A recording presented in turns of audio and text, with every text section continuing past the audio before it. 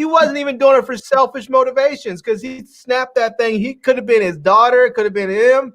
It could have been anybody that went out. It was never going to be the wearer of the stones. Whoever's okay, wearing well, the stones, you ain't getting snapped. so it wasn't him, but it could have been his. And he sacrificed one of his daughters, or two of his daughters.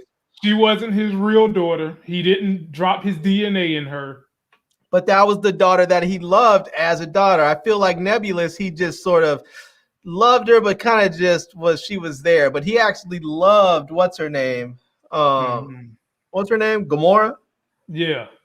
Yeah. We live now. We're waiting on T-Streams to come back. But what's happening, everybody? You done caught me, the living legend Larry. T-Streams will be back shortly because he's got something he just absolutely has to show you guys, and we're going to have a long talk about it. I'm not promising you this thing is going to go a full hour because, man, I am tired as a slug in salt. I am tired, and I got to get on with this business. What's up? Be more careful. Appreciate you being in the building. On tonight, we're going to cover the new trailer for the Queen Latifah Equalizer, and I can't wait to hear what Larry got to say about that. We're going to talk about the passing of a living legend. Tesla has released pictures inside and out of their new Model S. This is the first time in 10 years, which is a very long time, especially in tech terms. 10 years is an eternity. This is the first time they remodeled the inside and outside of their premium sedan. And I like it, and I think I might be scooping me up one so Larry can do some tech videos on it. And then what they say, 0 to 60 in 1.9 seconds? And they got two models that go 0 to 60 in 1.9 seconds. So, and then lastly, ladies and gentlemen, we're going to end this night talking about Robinhood. I'm sure on the live that me and Larry will be doing Sunday is going to come back up because that's what pretty much has altered the stock market universe this week. And shouts out to Muchella. I'm going to bring her up here later on. Her and Nita the Diva are going to be going live tomorrow after the Wendy Williams show. So y'all stay tuned for that. And there's a chance that my wife might be joining in with them. So y'all be thoroughly entertained in that environment with those divas. So fresh off the COVID. Fresh off of it. So brother Larry, let's go on ahead and dig into, let's get the sad news out of the way. Let's talk about Cicely Tyson and what she meant to the acting industry and what she meant as a ambassador for human rights. Take a look at this. Trailblazing actress and icon Cicely Tyson has sadly passed away at the age of 96. Her manager Larry Thompson confirmed the news to Access Hollywood on January 28th in a statement that read, "With heavy hearts, the family of Miss Cicely Tyson announces her peaceful transition this afternoon. At this time, please allow the family their privacy." He continued, "I have managed Miss Tyson's career for over 40 years, and each year was a privilege and blessing." Cicely thought of her new memoir as a Christmas tree decorated with all the ornaments of her personal and professional life. Today, she placed the last ornament, a star, on top of that tree. Tyson's death came just days after the release of her memoir, Just As I Am, which details her extraordinary life and legendary 6-decade career. In January, she tweeted, "Just as I am is my truth. It is me, plain and unvarnished, with the glitter and garlands set aside. And now, on my journey to becoming a centenarian, I am a woman who, at long last, has something meaningful to say." Born in East Harlem to West Indian parents, Tyson distinguished herself in theater, film, and television, earning 3 Emmys, a Tony, and an Oscar nomination for her groundbreaking work. In one of her final interviews, the late star reflected on her legacy while speaking to Gayle King on CBS this morning. I mean, what my life became is not what I expected. I had no idea that I would touch anybody. When the time comes, what do you want us to remember about you? I've done my best. That's all. Wow. Did you catch all the awards she's won and all the ones she's been nominated for? For me, Larry, this is going to be quick. I didn't see her in but a handful of things. So I'm speaking purely on what others have said about her. Others have said when you talk about the epitome of class, her face should be right beside the definition. When you talk about helping other young women come up in that industry, they say her name should be right beside that definition. I forgot the very first movie I seen with her in it, but I do remember her standing out. And I want to say it might have been Color Purple. I think that's the first one I seen her in. But when I seen her, I was like, okay. I mean, she put on the show. And so she's going to be dearly missed. Her contributions to what she done for Hollywood, blacks and women combined are going to be sorely missed. I'm glad she died in peace. The floor is yours, Larry. But before I give it to you, let me shout out Nita the Diva and Mucella one more time because they're going to be going live tomorrow. For those of you that's just getting in here, they're going live after that man, Wendy Williams show premieres tomorrow. Damn, Raphael, I'm going to have to shout you out. Shout out to Raphael for the super chat. Shout out to Mike Willie for the big super chat. And Nita the Diva and Mucella, I asked Crystal if she could join y'all tomorrow. And she said she's about an 85% yes, she'll be able to join y'all on that live stream tomorrow. So having said that, T-Strings, we just talking about the legacy of Cicely Tyson, and the floor belongs to Larry. Yeah, I mean, I don't really have much to say. I mean, she was a fantastic actor. She's one of those people for me that always just sort of seemed to pop up in movies. And, so, I mean, she was always like, I would watch a movie. I'd be like, oh, snap, Cicely Tyson's in this. All right, I'll give it a shot, But, I mean, she's one of those, I think she's one of those really fantastic actors that sort of flew under the radar in a lot of ways.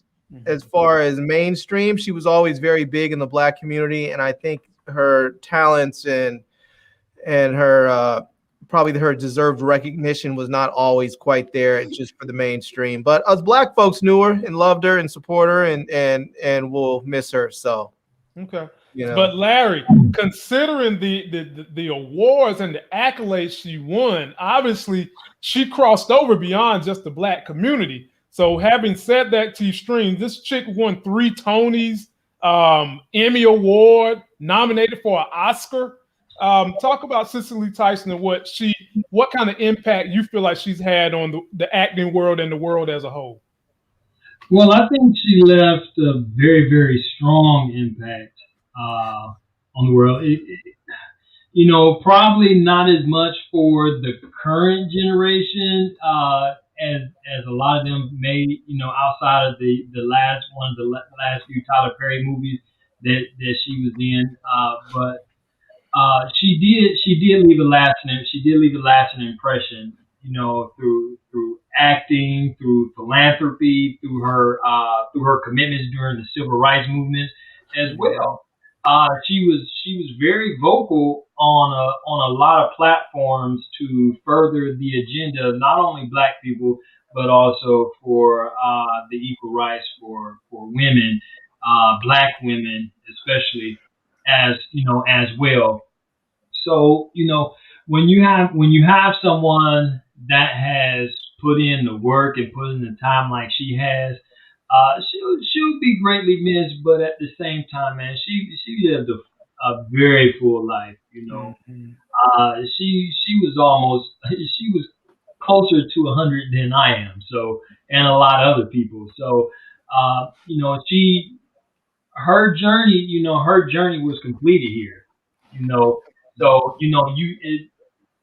outside of just general sadness, I think that it was that time she fulfilled the duties that was here for her, and you're right, she's won plenty of awards, has been acknowledged on all kind of platforms throughout the years. And when you have someone on that iconic status that, that passes, it is a tragedy that younger people, in this day and age, and when I say younger people, I mean like the 20 somethings and the teens that, when they see the memorials and the RIPs going across Instagram and Facebook, they really have no clue, who she is. But she lived a full life. She done well. I have zero issue with her and the legacy she left behind. And so hopefully there'll be several other women to pick up the mantle and follow in her footsteps as well. Absolutely, man. I didn't know about her and Miles Davis. Well, I'm not gonna say I didn't know about it. I forgot about it. I remember hearing it when I was growing up. And for her to deal with that and overcome it and still come out with grace and class, she'll be missed. And to those of you that don't really understand what T Streams is saying, and shout out to Mama Todd. Happy birthday! Happy birthday, Mama Todd. Hey, shoot us your Cash App so we can send you a little something if you got a Cash App. But when you're dealing with our old heroes and you see them kind of deteriorating as they get closer to that century mark, it's kind of a bittersweet thing. On one hand, you want to keep them here because you love them, you don't want them to die. But on the other hand, you want to see them not in misery.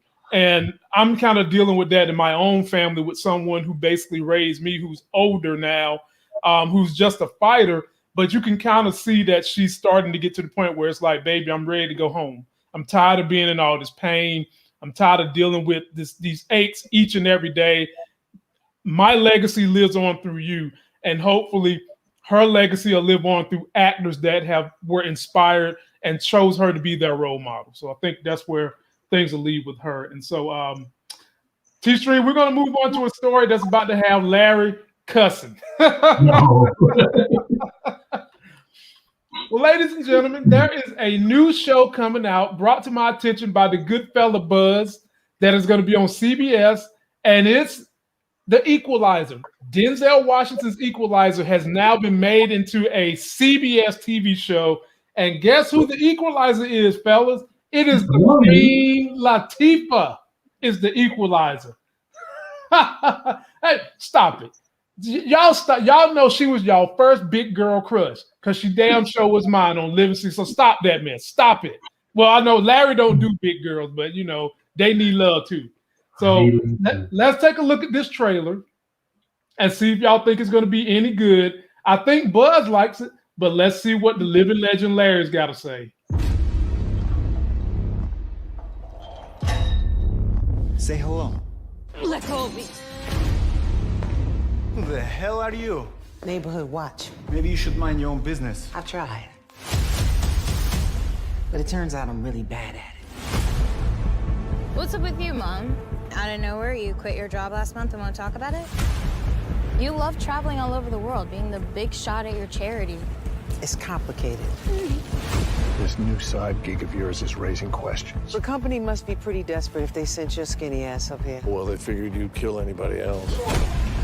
They want you back, Robin. You're the best they had. I don't work for them anymore. I'm using my powers for good. Why do I have a feeling this is not a social call? I need your freaky ass superpowers. 1, 2, 3, hit it! This world is just looking for a reason to put a young black girl on that side of the fence. Don't help them. Superman! When I can't sleep, it's not because of all the things I've done. It's because of all the people I couldn't save. Do you really think she could help? If anyone can, I'm Superman! it's McCall. How many people are out there desperate with nowhere to turn? They have some way to turn. To me. Superman! I'm the one you call when you can't call 911.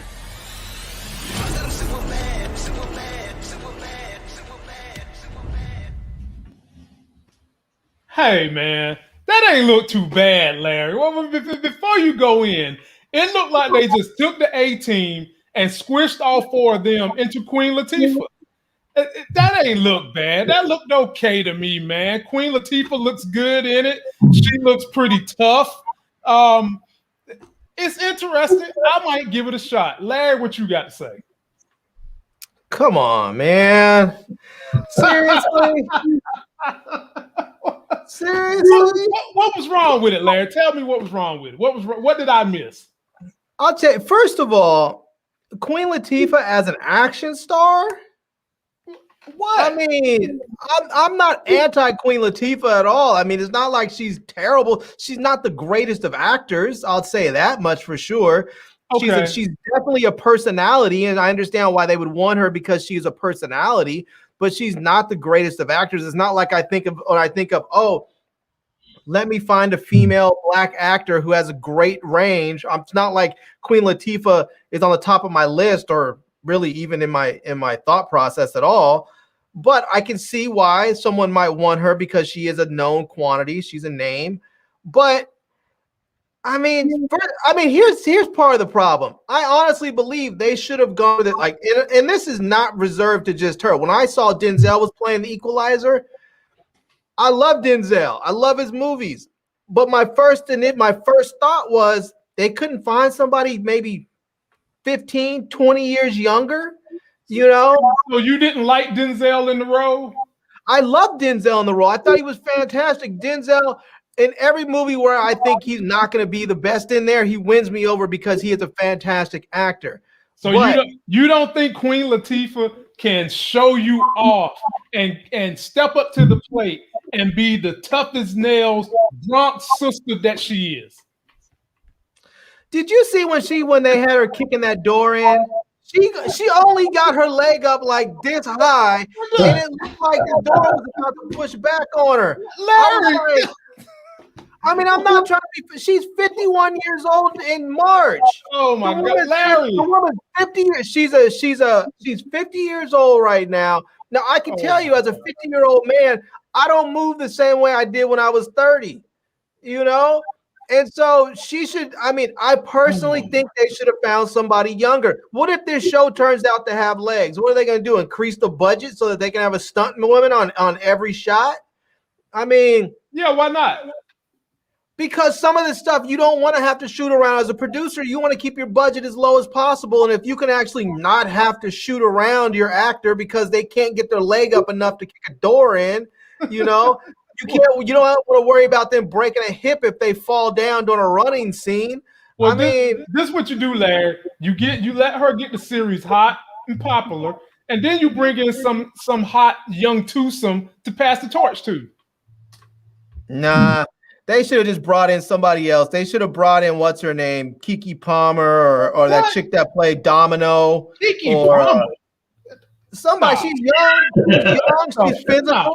Hell no. No. She's young. She can be physical. I'm just throwing out some ideas. You could throw her out the window too. I'm just saying somebody else. Somebody else. Okay. T-Streams, you hop on in there, my brother. Please tell me you're going to be the voice of reason. You know who could have done this? Shanola Hampton. She's done with they already wrapped the last season of Shameless. She could have done this. This would have been perfect for her. Why you gotta do me like that, Larry? Why? See, you said her because you automatically know I drops everything for her. I like that. Why you gotta do me like that, Larry? God, to be more careful. Ronald Cameron says, I bet Larry would approve it if it was Ramona. I would not, because Ramona is too skinny and looks too frail to play this role. Ramona would need to put on about 25 pounds of muscle for me to say yeah to this role. But your girl from Shameless is frail. Nah, but have you seen her arms? Yeah, she's toned. She's cut up. Her arms, she looks like she's got some muscle on her. She might be skinny, but she's got some muscle on her. She's cut, but she's small, and she's smaller than Ramona. So that's all right. Go ahead, She's got that muscle. Ramona looks like she's lived a very soft academic life. And that's okay. I'm not down on her. That's okay. It just doesn't make the best action figure. But you know what? Ramona can get cut up too, because Ramona used to be Ramona, no, the role, No, the no. woman that played Ramona, she used to be in that show Spartacus, where she played, I think she played like a female gladiator or something, and she was cut up in that role. This is why I can't do this with y'all, man. Y'all got Mike Willie up here talking about they're gonna bring Octavia Spencer after Queen Latifah. Man, see, T-Stream, go ahead, man, because y'all about to try to get people in trouble. So, okay, I'm gonna put it this way. So, in one aspect, you know, I guess I'm sort of like 50-50 against it. Not 50-50 against it, but I'm 50-50 for it, or, you know, I just have to watch it and see. Now, true enough, and one of the commenters just said it, the original Equalizer was the older white guy, and I can't think of his name, but I think he was UK British or something. Okay, and so Denzel took the mantle afterwards. I'm going to say that in order for it to really like interest me, Queen Latifah is going to have to go ahead and pull in some talent. I'm going to give it a try. She is talented, but you know, I just have to take a look at it, you know, because you know I'm thinking of, for example, L.A. Finest, Jessica Alba, and what's the freaky girl name? Dwayne Wade's wife. Oh, Gabrielle Union. Gabby Union. You know, I'm thinking, okay, yeah, watching like what the? I'm never watching Union. You know, me neither. so I tried. So I'm going to give it a shot. The trailer looks pretty fair, pretty decent. It's attractive enough to make me say, okay, I am going to give this a shot. You know, when you think of the Equalizer, you think of high physicality. All right. And I'm really sort of wondering how much physicality and athleticism is Queen Latifah able to bring to the table, because this long gone are the days of Cleo. You know, those days long gone. So we had a different phase of Queen Latifah. So her talent may be strong enough, and this may be an opportunity for us to actually see her talent pushed to a certain limit, considering some of the films that she's done, in the past. And so, and again, this is a TV show. So, you know, I want to see how this adapts and adjusts. So I'll put it on probation and check out the first few episodes, you know, just on the sole fact that I like Queen. But if it's like on some LA Finest bogus, it ain't gonna make it to the end. It's not gonna make it to the end. I have a very strong bullshit radar, and so if it's on and it's not, you know, no disrespect to the Queen, you know, her contribution is impeccable. You know, She just doesn't seem physical enough to me, T-Streams. Like you were saying, when you think of the Equalizer, you think of high physicality. Like when I think of someone who's a action star, Halle Berry, when she was in John Wick, she was getting it in. She was getting it in. With Halle Berry, I felt like she was a believable action star to me. You know? Hello. That's just because you in love with Holly. Ladies and gentlemen, let us introduce someone who is going to be going live tomorrow night for the first time. Everybody's favorite Muchella, who is now hanging with the fellas for a little while. She will be going live tomorrow with Nita the Diva, and my wife says she's at 85% join in with y'all tomorrow. Yes. Because she's tired of me picking on Wendy Williams saying she's a man. So I think she just want to shut me up. That's what that is. Okay, I like to backtrack for a minute with Larry. Uh-oh. You know the first Equalizer was an old dude. Yeah. He's retired. You gotta cut the big girl some slack. I'm not cutting her any slack. Cut the big girl some slack. Yeah, cut the queen some slack, Larry. I mean, what's she supposed to be, a cheerleader? You want her to kick her leg high as a damn cheerleader to get the door this open? the first season. She probably gonna take a workout and take a couple of CrossFit classes. No, she's not. Remember the girl that's my homegirl, that's the stunt person. She might end up doing her stunts now. That's no, right. She's not. Queen Latifah's been in Hollywood since she was like 19. She's never losing that weight. Listen, She's never losing that weight. Listen, you got to give our people a chance. Give the show a chance. I am giving our people a chance. Nah, I just you don't already like been her for that role. about she can't pick her leg up and all this nonsense. Come on, man. Did you see her try and kick the door? She looked like she was gonna fall backwards. You're hurting my feelings as a big girl. I'm not. I don't have anything personally against big girls. I'm just saying I don't see her for that role. You know what she could have played is the dude that was her handler. That dude, right, that was next to her when they were standing next to the waterfront. She could have been that dude. She could have been the handler. Now, I say give it a chance. Give it a chance, and let's see how it goes.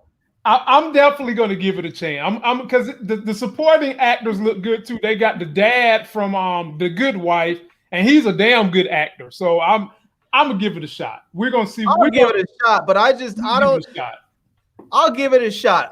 I'm not real certain about it. The only reason why I say I think that it might do okay is because it's on CBS. CBS seems to be pretty good about not like throwing shows out there and then canceling them really quickly. They seem to be one of those networks that actually gives their shows a chance to find an audience. So I think if it's not great at first, they might do some retooling. They might, find some new writers or whatever. So it's possible, but yeah. Let me ask you something, Larry. What is it? The physical stuff you like? Like, I'm not feeling this because the physical stuff. This is impossible for her to do. Is it that? Or what's like the real reason why you not feeling this idea? I'll tell you, there's two reasons. One, the physical stuff. I don't think she can be physical enough. I don't think her physicality is going to be enough. I don't see her looking realistic doing the stuff. I feel like you need someone who's more fit. And second, because of her age, if I'm thinking of running a TV series, I understand that the role is supposed to be a guy who left the CIA. From my understanding about the Equalizer, it wasn't somebody who retired from the CIA, but someone who left early. But he was an old guy. If you go back to the ones that was the Equalizer used to come on in the 80s. You know how I know? Because my mother used to watch that. My mother used to watch that show. She would watch that show religiously. When that was on, you had to be quiet. That was one of her shows. So now here's the other thing, Moochie. So here's the other thing is because of her age, I'm thinking as a producer, if let's say my show runs for 10 years, right? Okay. So let's say that you're going to get a good long run out of this show, and let's just say it runs for 8 seasons, which is going to be about 10 years. That means your star is going to be like 60 years old. She's supposed to be at 61 years. She's 51 now, so let's say at 61 years old as a plus-size woman, she's supposed to be running around like she's some sort of action star. That's quarantine weight. That's quarantine weight. Oh, my Lord. Man. Look, I'm changing this. We moving on. Moochella coming here talking about folks got pandemic pounds. That's pandemic pounds. Golly. Okay. Come on now. She's gonna be 61 years old. She's gonna be a plus-size 61-year-old with bad knees trying to run around. Pandemic pounds. Come on, man. Okay. If I'm thinking as a producer, I'm just trying to argue my case. I see. Well, the next subject is one that Larry can have first dibs on, and I'll be second dibs to this. So you guys know I own a Tesla, and I invest heavily in Tesla. For the first time in 10 years, they have remodeled inside and out their Model S, their premium sedan, the first sedan that they ever came out with. They've been 10 years waiting to remodel this car, and wait till you see this thing inside and out. I can't wait to get my hands on one, and y'all gonna see me racing white boys at the track. Take a look at this. Dropped the new design of the Model S and X on their site, inside and out, a lot of new stuff. First of all, the outside, if you look at it, Looks like a pretty minor change, nothing too drastic. It's still clearly the Model S shape, but now with black trim where the chrome used to be. That's a good change. I like that. RIP to the chrome. It's looked kind of dated for a long time. We won't miss that. But really the biggest change to the outside that I can see is the front grille and the front splitter at the bottom are a little bigger, a little simpler. The fog lights are a little bit narrower, a little bit cleaned up. And Model X also got this change too, by the way. This is the new interior of the Tesla Model S and X, and boy, do we have a lot going on here. Okay, overall, I think it looks hot, but there's a couple key things that I think will be more important than others with the new stuff here. So let's just start with that steering wheel, shall we? So this is what they call a yoke steering wheel. They also have this style steering wheel in the new Roadster prototypes. And it basically looks like someone just took a regular steering wheel and chopped off the top half. That's where all the buttons are. There's 2 scroll wheels, and then there's blinker buttons on one side. And you have a button for the headlights and for cleaning the windshield, and the mic for voice commands, and even the horn for some reason is a separate button. So they've really gone full on. It's like an F1 car basically, where all of the buttons are on the steering wheel. Model S is now simplified to 3 versions: long range, plaid, and Plaid Plus. It is a dual motor long range version, and it'll do 412 miles, 0 to 60 in 3.1 seconds, and 155 mile an hour top speeders. So the range goes down a little bit to 390 miles, and it'll do 0 to 60 in 1.99 seconds, thanks to 1,020 horsepower from those motors and a 200 mile an hour top speed on the right tire. So the Plaid Plus version will do 520 plus miles of range and a slightly faster 0 to 60 with a little bit more horsepower, 1,100 horsepower. And just for fun, they quoted a sub 9 second quarter mile, which would make it the quickest production car ever. Larry, talk to us about that Tesla, and when is you going to get yours? Be sure to use my code. Woo, man. That thing looks like a beast, especially that one that's 520 mile range, 200 miles an hour, 1.9 seconds from 0 to 60. I like that. I mean, honestly, I probably would not get that car. That would be just a whole lot more than I need. But, you know, the thing that really, I mean, the top speeds of, I mean, the 0 to 60 is always impressive with these EV cars and Tesla. But the thing that really got me was even their baseline model was giving you 420 miles of range, which is fantastic because I believe that the average car gets about 400 miles on a tank of gas. So now you're talking about the same sort of mileage on a charge that you are with a tank of gas. And so you sort of remove all of that doubt that people have about, oh, I don't want to get an electric car because what if I want to take a road trip? I mean, now you're thinking in the same sort of vein. All Tesla really needs to do is just make sure that their charging stations are in such a way that people can easily access them if they are on a long road trip. So, yeah, I've been talking to my wife about one.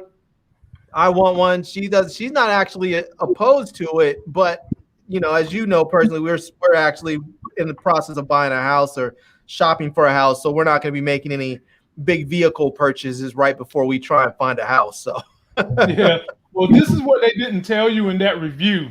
There are no gear shifts on this one. There's no stop to switch your gears. The car automatically senses when you need to go in reverse, and I'm very interested to see how that's going to work out, Larry. Yeah, it senses when you need to go in reverse. Don't ask me how. I don't know how he's going to pull this one off, but that's what it said. They sense it. There has to be some sort of manual override. Figure that out because I'm with. What about a malfunction or something? It just like how would the sensor actually work? If you driving and you going forward and then all of a sudden it's like, oh, you need to go backwards. You can always do that car like a computer. If you hit those 2 buttons that are on the steering wheel, you reset the whole thing like a computer. Oh, by the way, he also didn't mention in that particular clip that screen you saw on the front is 20 teraflops, Larry. 20. You can play console video games on that screen, and you can play them in the back. So if you got kids that got a wireless remote control, they can sit back there and play video games all day, all night. Now, 20 there's one thing he brought up, Lamont.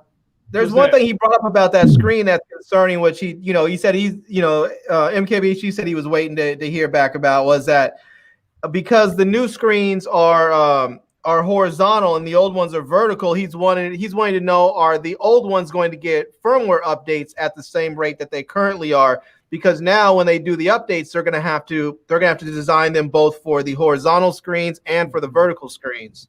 They're gonna. I'm 100% sure they're gonna start phasing that out, Larry. Or they're gonna get to the point where they're gonna want you to pay a little bit of a fee to get that type of upgrade for the software. But T-Strings, what you think? I done told you should have saved your money on that Navigator. Got you a Tesla. I ain't gonna get the one that go. I'm not gonna get the one with the 500-mile battery. I'm gonna get the one in the middle because my car go 0 to 60 in 3 seconds. So I'm used to all that. But hey man, I can't believe T-Streams. Say, what kind of deal I can get with your discount? Well, see, what happens is you get free supercharging. I don't give you no deal on the car. Oh, okay. You get free supercharging for about 6 months or something like that. Okay, so I'm looking at this, I'm looking at this, and I've been thinking for something good and nice for the upcoming summer. Dang man, I'm really digging it. It's just I'm so used to sitting tall and riding big. I don't even touch my Charger. It's sitting in the backyard, man. And I think I would miss riding big, but I really like that. I tell you what I'm gonna do. When we take the baby to Detroit, we're trying to get up there sometime this summer. I'm gonna let you get in my car. I'm gonna let you see what it feels like. I'm gonna let you feel all that power. I'm gonna let you feel the self-driving, and I'm gonna let you see what it's like to be at a charging station up in the Detroit area. By route, I'm gonna pass through Larry's house so he can finally get his real deal review of the car, and then we coming straight to your house, T-Streams. Yeah, man, I look, I'll put it this way. I really like what I see. I like what I saw. That was really nice. And it's intriguing because, we sit here and we listen and see all the developments and everything that they coming up with. And I'm like, I should have went ahead and went for it back, when I got the Escalade, but man, look at that. That is something else, boy. That is that's a cockpit. It almost puts the steering wheel. It almost puts you in the sense of a cockpit or something. Absolutely. Well, T-Streams, I can tell you right now, all I know is 0 to 60 in my car is like 3 seconds. And I feel like literally my eyeballs is in the back of my head when I hit the gas. So I can only imagine what the hell it feels like to go from 0 to 60 in less than 2 seconds. I mean, do you ever like do one of these numbers? I only do it. Let me tell you when I do it, T-Stream. I only do it when the right redneck pulls up beside me and they 5.0 or their Dodge Charger or their Challenger, and then be revving up. I just look at them like this, and I ain't got nothing to rev, so I just look tough. Put my hand on the steering wheel, point at the red light, point at him, and then step on it. And I've never lost. And mine is not even the super fast one of my model. But I mean, you just can't beat that speed. It'd be funny if they added some muscle car sounds to the thing. If you can turn it off and on, so somebody pulls up to you, rev it up, and you just say, "Oh, hold on a minute," hit a button and turn that sound on, so you get some muscle car sound coming out the. Oh yeah, but speaking of which, Larry, now that you mentioned that, they did just drop an update where they unlock the speakers that are underneath the car. So when I blow the horn, after it beeps the horn, it'll beep whatever music I want to play behind the horn for 10 seconds. That was in the very last update. And it also has it that when you're parked, whatever you're listening to in your car, the speakers on the bottom of the car that they just unlocked with the update, you can play it like you in the boombox theater. The car is dope, man. Every time an update comes out, it increases value of the car. So Muchella, what you think about this particular Model S, and should I get it and do my tour to New York too? Look, I like that. I just want to know if you're gonna have "Move Get Out the Way" by Ludacris. You daggone right. Speakers outside. You daggone right. When you get it going, when you look over, and you letting them know you can't see me. Look, John Cena. I mean, that's what I used to do because I had a 550 BMW. So I'm like, you can't see me. You can't see me. But see, let me tell you the problem with a lot of people. I'm gonna tell y'all the problem with a lot of like these old school dudes. These old school dudes know that these cars are fast, but because they hate the idea of something being this clean and not having noise, they refuse to break down and buy these cars. They there's like, I'm not buying that car. I can't hear nothing. And then every time they want to pull up beside you and race, they want to complain because they're getting their asses beat. So I mean, I don't know what to tell you, man. I mean, get you a Tesla. It's about the only thing I can say. And so let me ask you another question, Lamont, concerning that. Do they depreciate differently than normal cars? Absolutely, they depreciate. These cars, the model. If you get your Tesla Model 3 and up, for the first 5 years, it appreciates in value because they send you updates over the internet. So that stuff I was just telling you about, the boom box, unlocking the speakers underneath the car, I didn't have that when I first seen let Larry see the car. They just opened that up. They just sent out another update where the self-driving can now detect stop signs. So if I hit the button to self-drive in the neighborhood, it detects stop signs and red lights now, and it'll stop and go on its own. It wasn't doing that when I first brought it for Larry to see it. So they send you an update usually once a month, and there's something new in each one of those updates. And there's no maintenance on the car T-Streams. There's no maintenance, no gas, and you just plug it up at the house, and if you're going on a road trip, you hit the supercharger. It shows you exactly where you need to charge, and it'll tell you how long. You hit the supercharger, and you keep on moving. So that model isn't out yet, though. Well, it's out, but it's the old body. What we just saw? Yeah, this one right here, they've already got this model out, but it's not this body style. The body style that's out now is 10 years old. This is the first remake in 10 years of this particular car. When are they coming out with the new body style? This body style we're looking at comes out the end of this year. Like they're saying they're going to try to drop it in fall. And whenever they say they're going to drop something, just add 6 more months to it. I mean, I'm just keeping it real. Which Tesla don't never release nothing when they say they're going to do it. So I want to know when that Roadster's coming. That's supposed to be coming 2023. And my wife said I could get that if I wanted, but I'm just like, for the money. You mean you can get that for her? No. She's gonna get the blue. She's gonna get the blue Tesla. No. That's gonna be for me and Hale. That's gonna be for me and Hale. So, but for the money, Larry, I don't see the point in getting the Roadster because the Roadster is gonna go 1.5 seconds to 60. But it's convertible, right? Well, I mean, you can buy a convertible. I don't care about no convertible. I don't care about that. But for the speed, which is really what you're probably getting it for in the first place, this car right here is doing like basically 1.8, 0 to 60 in 1.8, and you ain't paying $250,000.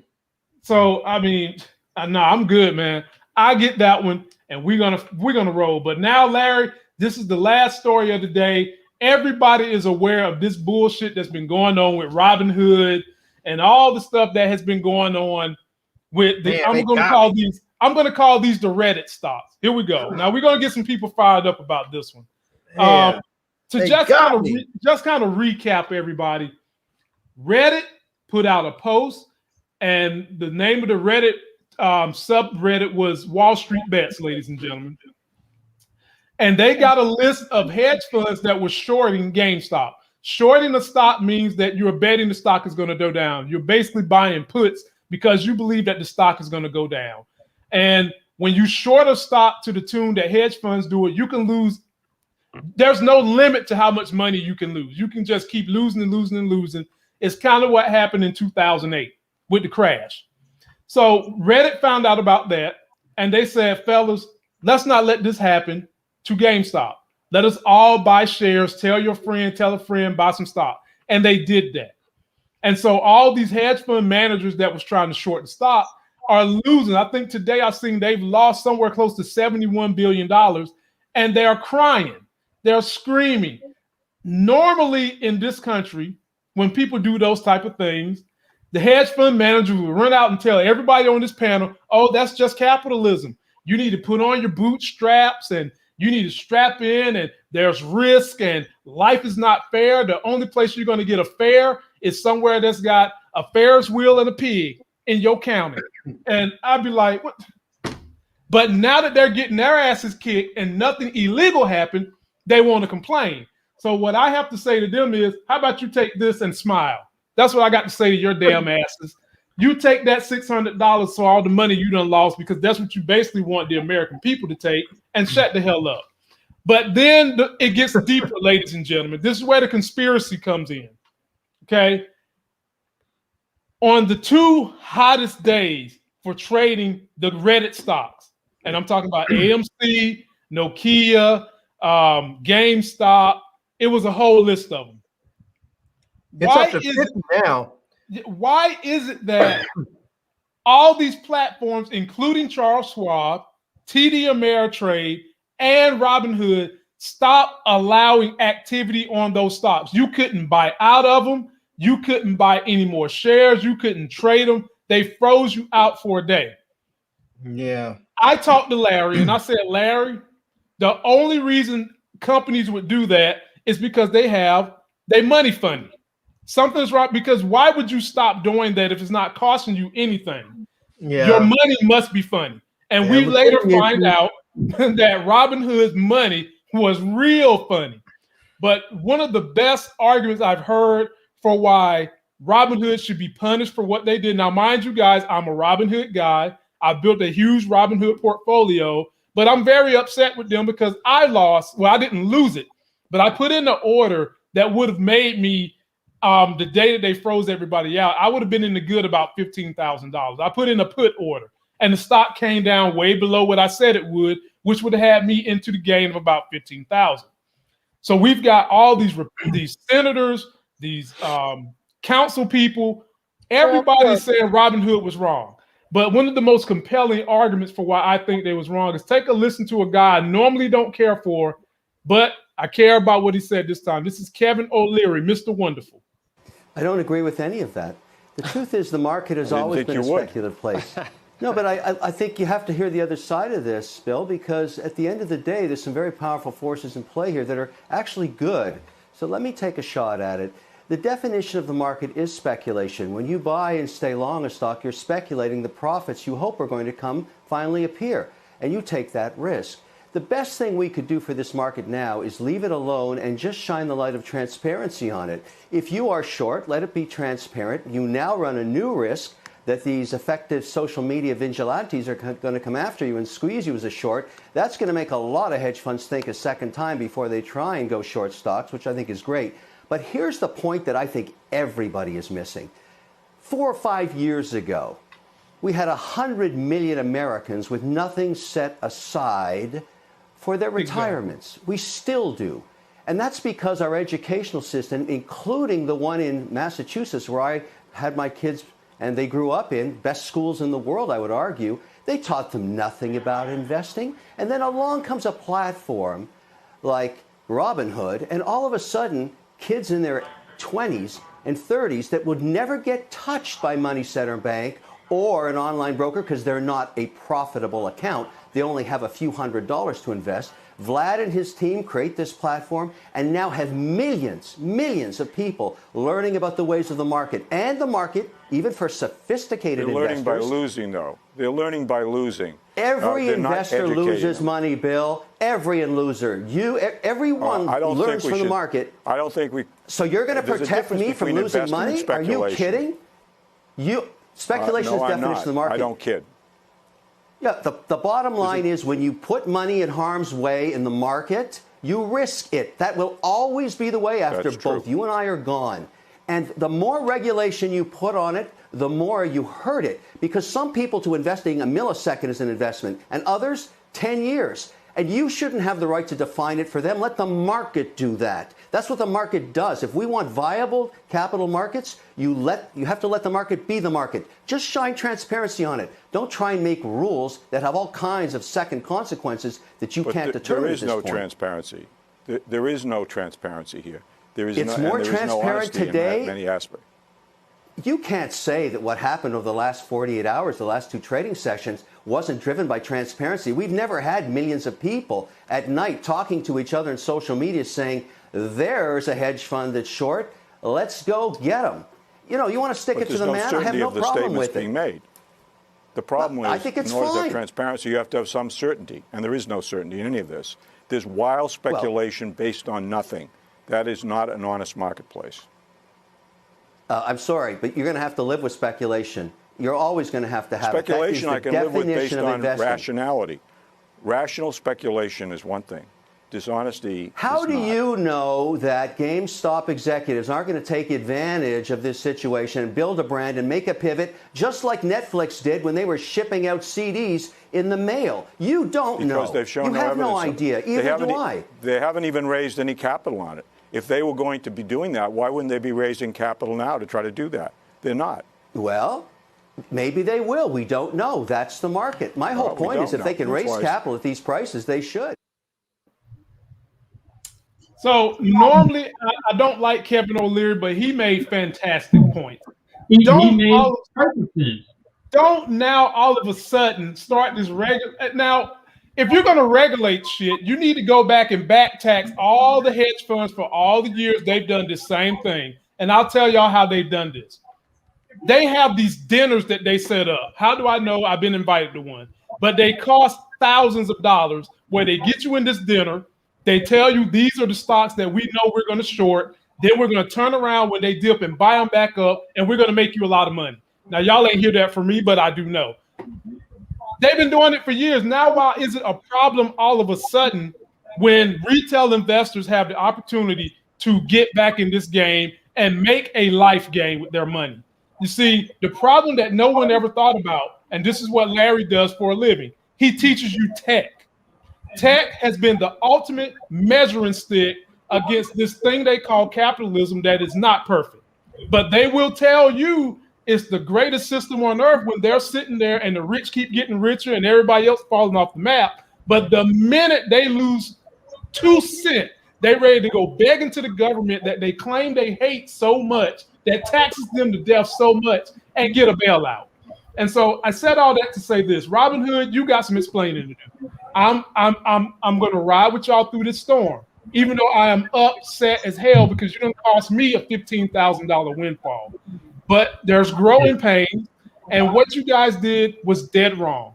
It was dead wrong. I don't care. You should have just had a press conference and just been like, look, instead of that bullshit that you did about, oh, we need to protect our customers. I don't want to hear that shit. Like Kevin O'Leary said, you learn through losing, and then you learn and do better, and you win next. Everybody who invests loses a little something. It's called learning. And what you should have done was call a press conference and say, we're not completely liquid. We're going to have to take this off for 2 days. People could respect that better. And so having said that, I'm going to tell anyone who's listening to the sound of my voice, get yourself a backup brokerage, because if Robinhood does this mess again, it might be time to leave. They named themselves Robinhood because of the spirit of the fictional character Robin Hood, who would go and steal from the rich that was pillaging the poor people and give that money back to the poor. So they wanted to do that in a tech type scheme, and it was starting to build some steam until y'all went and pulled this mess. And then you did it today when Elon tweeted about cryptocurrency and Dogecoin was going through the roof. You was limiting people's ability to transfer money. That is BS. You can't have that again. The floor is yours, Larry. Yeah, man, this really just pissed me off because they stopped trading on BlackBerry, and I had a an option that was expiring today on BlackBerry, and as you know, I've held BlackBerry now for a couple of months now. It's been a while. I'm not a Johnny come lately with that, and so I was really upset because I was like, the stock is moving. It's not moving at 800% like GameStop. It was just GameStop. It was moving.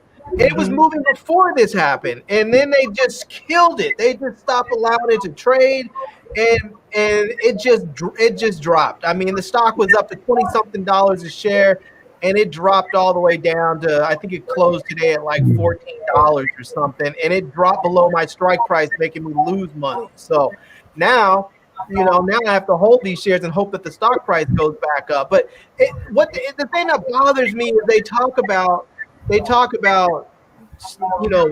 manipulation, and this guy's saying, oh, this is not, that people are doing stuff that's wrong and not fair and whatever else. And I'm like, no, what's happening is that Wall Street for so long has had this insider bubble, this insider information group, and now I'm not talking about insider trading, but just they've always just sort of hoarded all of the information. And so if you wanted to trade, you really had to be on the insider. You really had to know the market. And now, because of the internet, they've democratized all that information. People are able to find out information and see stuff and understand how things move. And now you can have stuff like this Wall Street Bets where they can recognize these problems and opportunities in the market and take advantage of it. And for companies to now turn around and say, we're going to limit people trading on those, I mean, that's just crazy. You recognize a good opportunity, and so the brokerages can say, nope, sorry, retail investors, you picked the winners, and so we're going to stop it. You picked the winner, we're stopping it now. To be honest with you, I would be wholly okay if the federal government just fully stepped in on Robinhood and just said, nah, homie, nah, sorry. Not only are you getting fined to death, we're going to put you under some sort of, I don't know what they would have to do as far as monitoring all of their business over the next year. So I would be fully okay with that, because that was wrong. They should do the same thing to TD Ameritrade, the Schwab, all of them. I mean, it's absolutely ludicrous that you have 50-something equities on this list because people recognize there's a problem in the market and they realize, okay, you have all these hedge funds and large brokerages and banks that are doing this sort of insider sneaky shorting stocks, and we recognize the ones that are most vulnerable. So we're going to decide so we figure out a way where the little guy can also take advantage of that and make money from that. And so they decide they're going to stop they're just going to stop allowing people to trade those equities. And it's just lunacy. And now they're talking about some company that releases the information on which companies are shorted the most. They're talking about they're going to stop releasing that information.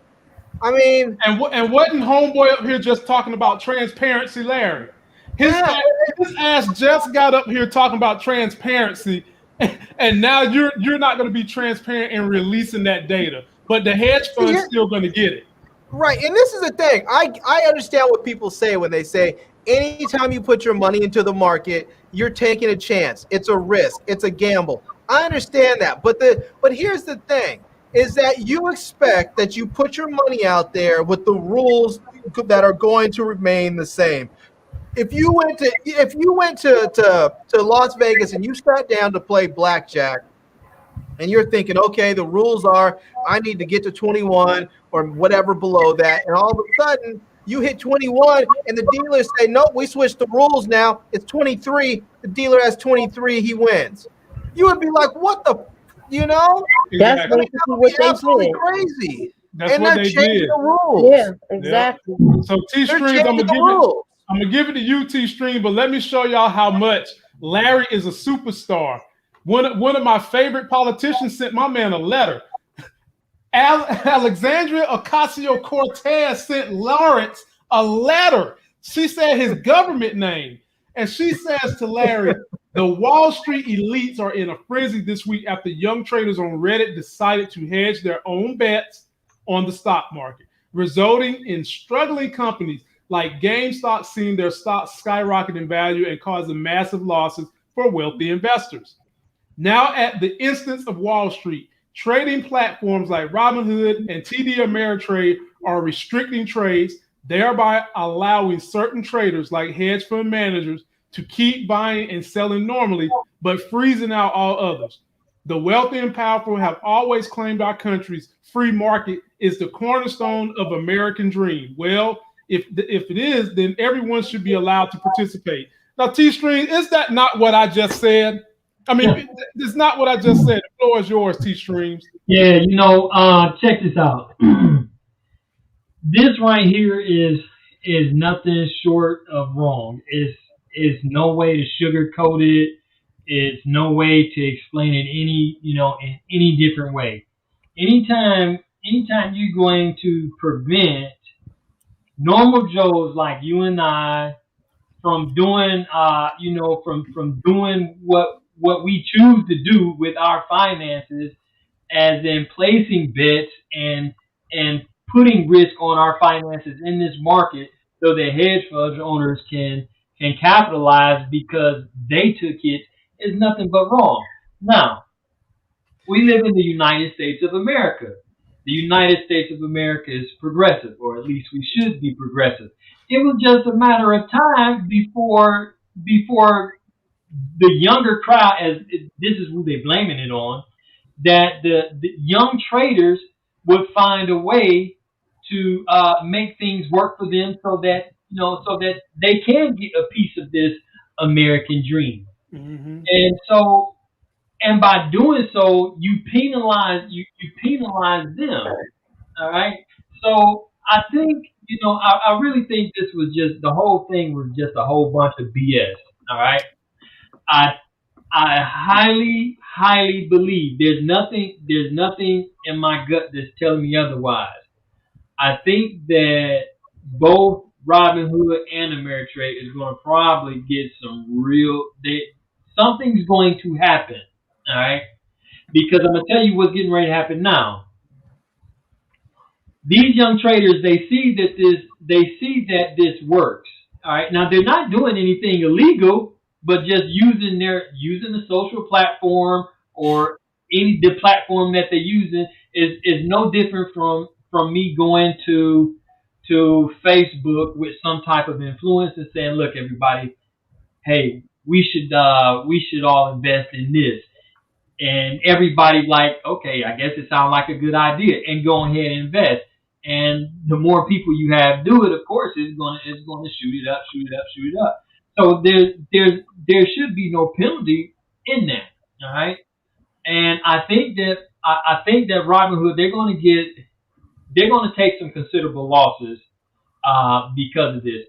Because what's going to happen is these people that orchestrated this, all right, they found this loophole, all right, and so they want to criminalize or penalize the loophole by shutting off trading to others. Okay, so they're going to do it again.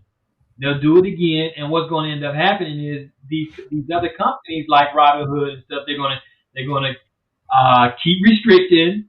They're going to keep showing favorites to the wealthy people, and it's going to eventually cause their demise. And if it don't cause their demise, it's going to definitely cause some really, really stiff consequences, because there's no way you can look at this entire situation and say that there is anything right about it. There's absolutely nothing that was right with what they did. I mean, they basically said, no, you can't have a piece of this American dream.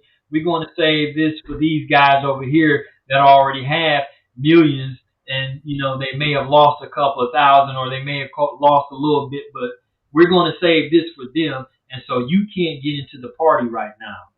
So right. That's basically what they're saying, and it's garbage. And pure garbage. Yeah.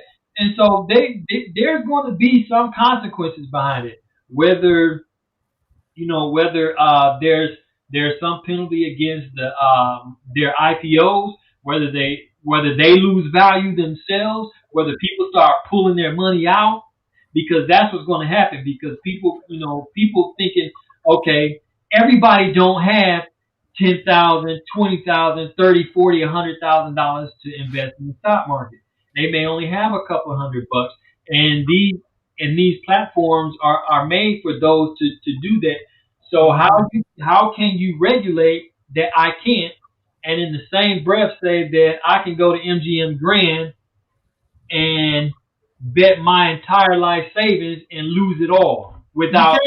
You can't. You know, it's interesting you say T-String, because there was a woman on, I don't remember her name. She was a black woman for one of these investment firms, and she was saying, she was taking the same position that they should allow retail investors to do what they want to do. And she gave that analogy. She said, no one tells someone that when you get paid that you can't take your whole paycheck and go to Nordstrom's and blow it all on shoes on a single shopping trip. No one sits there and tells you, hold on, wait a minute. This is your entire paycheck. We need to protect you and shut you down and not let you buy shoes. She was like, no one does that. If you want to go and buy, you know, anything you want and spend all your money, you can do that. And so she was just saying this whole idea, this whole thing about we need to protect the little guy is just a complete and utter fallacy. All it really is the little guy found out a way to make money, and they're doing it at the expense of the big guys. Who's been making money at the expense of the little guy from day one, from the inception of this company. Now, Muchella, I'm gonna give it to you, but let's take a look at what social media had to say about this hypocrisy. Leon Cooperman talks about GameStop investors getting checks from the government, like Wall Street and major corporations have been bailed out with billions of dollars before. Who really gets the handouts? Certainly not the middle class. Having said that, Muchella, what do you think about this whole situation? That's facts, but this is not the first time something like that was done. When 9/11 happened, oh my God, a lot of airplane stocks back then. Do you remember when that happened? I remember. Do you remember the court case with that? Larry, do you remember me telling you about that, Larry? When they shorted the airline stocks? Yes, somebody in Saudi Arabia bought millions of puts. Yep. Millions of puts. When 9/11 happened. Yeah, when 9/11, right before, like 2 days before 9/11. Yeah. I think what's going to happen is I truly believe that they're going to end up regulating it in such a way that it's going to be more difficult to short stocks, and they'll do it in such a way where the big boys can still make a lot of money, but it's going to be more difficult. It's going to be they're probably going to make it more difficult for people to, you know, to do like unsecured calls. They're going to have to, you know, they're going to raise the requirements for margins and all kinds of stuff. They're going to make it more difficult for retail investors to invest. I think that's ultimately what's going to happen, because they're going to put it off as they're going to present it to us as we're protecting the little guys. We don't want the little guys to lose all their money, so we're going to make it more difficult for them to get into this situation in the first place. When really, ultimately, what they're going to just be doing is making sure that they can't democratize the, you know, Wall Street and investing, and making sure that the big guys can continue to do what they want to do, when they want to do it, how they want to do it, without having to have any interference from people like Wall Street bets and the average everyday retail investor. I mean, I think that's what's going to ultimately happen. Well, have you paid attention to what the stuff that Elon Musk has been tweeting though? I don't believe his stuff is genuine, because Elon Musk knows that Tesla is one of the most shorted companies on Wall Street, and he's worried about those people coming after him next. So he wants to play like he's down with the guys on the street. He wants to seem like he's just cool, and everybody, look, Bitcoin over here, Bitcoin, everybody. I said Bitcoin. It's just misdirection. He knows his company is like the most shorted equity out there, and he's afraid that they're going to come after him next and drive the damn stock price up to $3,000 a share, and all these short people are going to lose it. His company's going to start going haywire. He's just scared. I don't believe. Don't get me wrong. I like his cars. I think he's doing some wonderful things. I don't trust Elon Musk.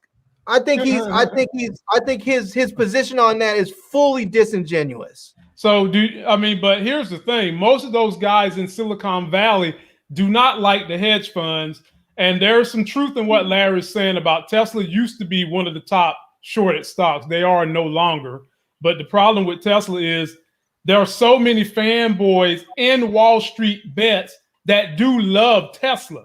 When Tesla had not the last run up, but the run up right before Tesla had to split, a lot of the noise was coming from Wall Street bets. And I can remember me and Larry sitting here talking about, man, how high is this thing going to go before it split? And do you remember, Larry? It got to $2,000 a share. Yeah. But a lot of the Silicon Valley guys have came out and made statements in favor of the little guys should have been able to invest, and they don't have a problem with what Wall Street Bet is doing. Kevin O'Leary, he's a tech guy. Chopmouth Popliteia, who owns the Golden State Warriors, came out and made a statement. Dallas Mavericks owner came out and made a statement. The guy that does Oracle, who's a staunch Republican, came out and made a statement, all in favor of the retailers being able to do this game, which the hedge funds have been doing for so long. And so when I say these people come out and do that, I think they're genuine. They've got some disdain for hedge fund managers. And I don't think anybody managers strong on Robinhood and on those apps. Do I think so? Yeah, I think. Muchella, it might be a conspiracy we can't prove, but the complete reason all those brokerage had to shut down was because some influence within their board membership are running some hedge funds and probably said, you know what, your credit lines that you use to pay these bills to submit your forms, we're cutting them off. And if they get cut off, the company is left holding the bag for what goes on off margin. I can just tell you that right now. This is not conjecture. This is fact. 3 of these companies have board members who are hedge fund managers.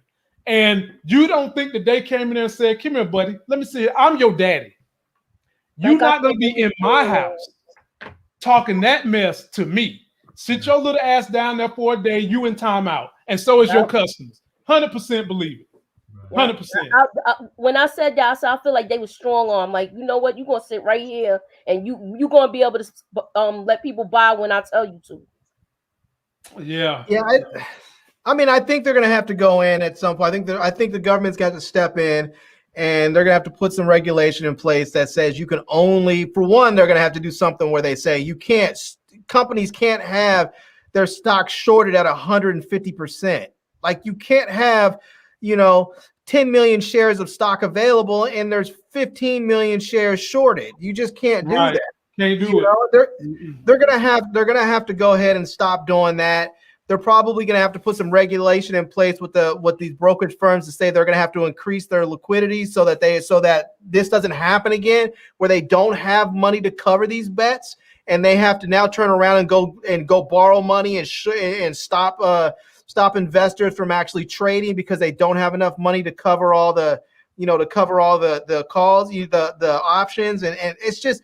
And the other thing is too is that if you want people to trade on, if you want to give people the ability to have margins, then find another way to secure it. Make them put a credit card on file or something. Right. That's what I was saying the other day. If if you're having liquidity issues with the margin, just turn off margin or make them have a credit card on file that is always available. Simple as that, man. So. But ladies and gentlemen, me and Larry will be back. I got some homework I need to do to figure out how to best give you guys any kind of guidance and tell you what I'm going to be doing, what me and Larry's going to be doing. We're supposed to have a special guest, a tech buddy of mine who's well informed about all this stuff. He's got some insider information. He's supposed to drop with us. Be sure to catch the Muchella, and Nita the Diva and my wife tomorrow as they discuss the story of that man flaunting around as a woman named Wendy Williams. Tomorrow. Here you go, man. Nita the Diva. You about to get us all in trouble. No, you got us in trouble, Larry, because you ain't got no love for the big girls. At least me and T Streams, we live today. We pick up big girls. They need love too. I have a problem with big girls. I do not have a problem with big girls. I mean, honestly, I think like Tika Sumpter is beautiful. Okay, what if Ramona was the equalizer? He said Ramona. No. See, I don't have a problem with big girls. Look at Ramona. He said no. I did not. No, I said I didn't want Ramona as the Equalizer. I think she's too skinny. I think you need someone that has some muscle to her. You need someone that's robust. Okay, so give me a person that you think is a good role for it. He said the chick off Shameless, the black chick off Shameless. Shanola Hampton, I like her. I would like her in there. I would say Tiana Ferris, but she's like up in Marvel right now. If I was her, I wouldn't do anything but stay right where she is. Cause I mean, she's got the show right now with with WandaVision.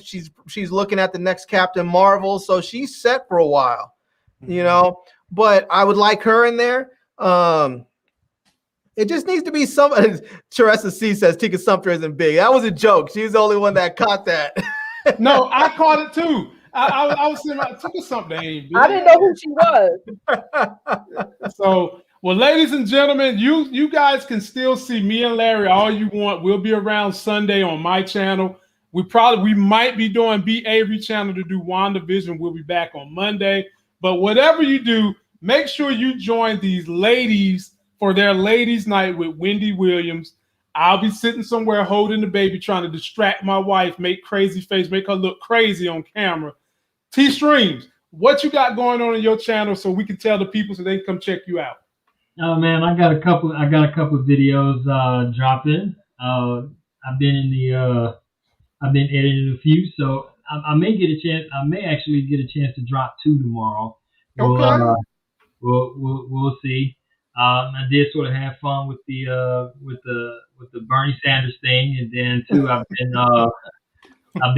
been trying to add some character to my dang on studio or man cave, whatever you want to call it here. So just sitting here chilling. But I may get a chance to drop 2 new videos tomorrow. I'm trying to crack into this YouTube algorithm so I can try to get my views up. So I know the only thing to do is constantly push content. So push content, my brother. Everybody that's on this channel right now, go subscribe to that, brothers. Hey, T-Streams, what's that heavy thing behind your head? That look is that don't tell me that's not Mjolnir, is it? Oh no. The dude got Thor's axe. Tell me about that hammer. My man got Stormbreaker. Man, hey, as you can see, is pretty big, man. It's big and it's heavy. I was gonna ask, did it have some weight to it too? Oh yeah.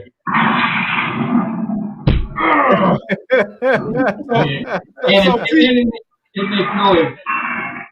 So it's a pretty cool toy. It is an official stop making noise. It is an official tool. I also have the official Marvel Thanos gauntlet coming. So these things yeah. It sounds like you about to open up the Bifrost. Yeah. I'm hoping I don't ever have to use it as a weapon. I like weapons. Wow. I like it. It looks good. Well, ladies and gentlemen, that is going to do it for us. You can find us all over this weekend if you want to be entertained without shame. Muchella's on tomorrow night. Me and Larry's back on Sunday, and T-Stream got 2 videos he is dropping tomorrorow. Be safe out there. My one last nag into people. Oh God, go ahead. Do I need to put on my Power Rangers helmet? That's right. Nah, man, you could. I just want to say, I know I nag people constantly to wear a mask up. Please, please, please wear a mask. If you have not been paying attention, all these different variants are out there. They're spreading quickly. It's spreading much faster, and they have been telling people not to just wear one mask, but to wear 2. And they're saying if you're wearing the surgical mask, put on another mask on top of it. If you're wearing a cloth mask, like a regular cloth mask, put on the surgical mask and put your cloth mask on top of that. And they're recommending actually that everybody who can get their hands on them wear the N95s or the KN95s. Those will give you your best protection. You know, I know for a long time they were saying reserve them only for medical and healthcare workers and stuff, but they're saying if you have N95s, wear N95s. And if you don't, then wear 2 masks. So I know it sounds crazy. I know people complain about wearing 1 mask and they can't breathe, but these new variants, apparently they spread way faster. And I just don't want anybody out there getting sick or dying or spreading it to their family. And so just please mask up. That's my plea to you. I'll leave you be. Mask up, people. Get that vaccine when you can. And we'll see you this weekend. Peace.